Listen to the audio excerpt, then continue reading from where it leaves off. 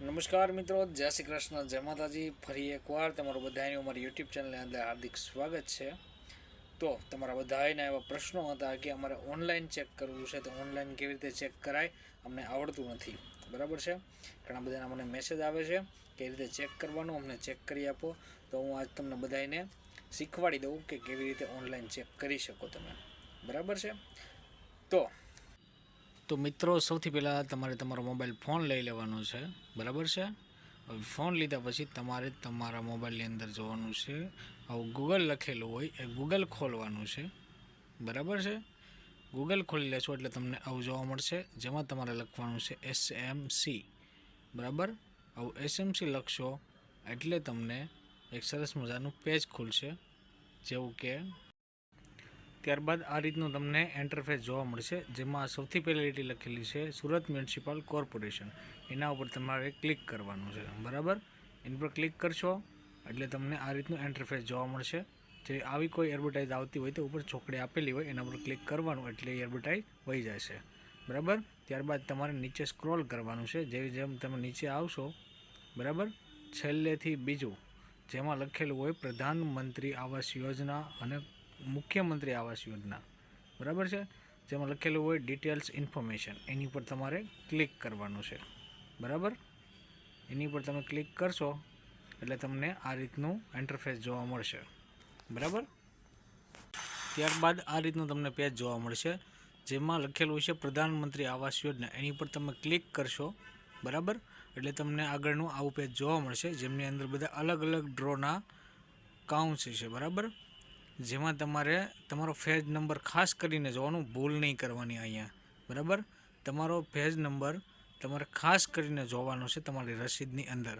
બરાબર. આ રીતની તમારી રસીદ છે, જેમાં ઉપર લખેલું હોય પ્રધાનમંત્રી આવાસ યોજના, ફેજ નંબર 78223 જે હોય એ અહીંયા લખેલો હોય છે. આ ફેજ નંબર પ્રમાણે તમારે અહીંયા આ સિલેક્ટ કરવાનું છે. બરાબર. એટલે તમને આ રીતનું પેજ જોવા મળશે.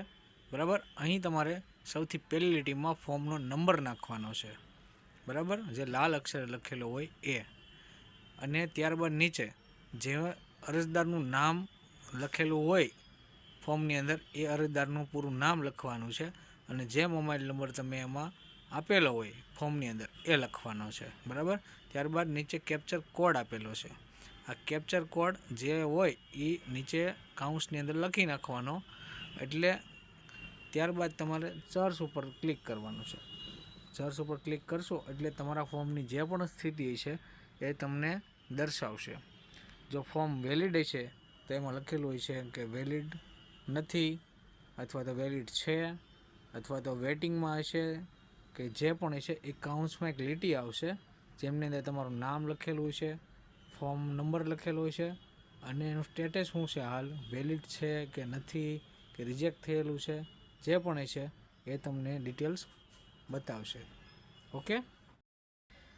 તો ફાઇનલી તમે બધાએ ચેક કરી લીધું, અને તમને હવે ખાસ કરીને તો એ વાત કે તમને બધાને હવે હાથે ચેક કરતા આવડી ગયું કે તમારે ઓનલાઈન ચેક કેવી રીતે કરવાનું.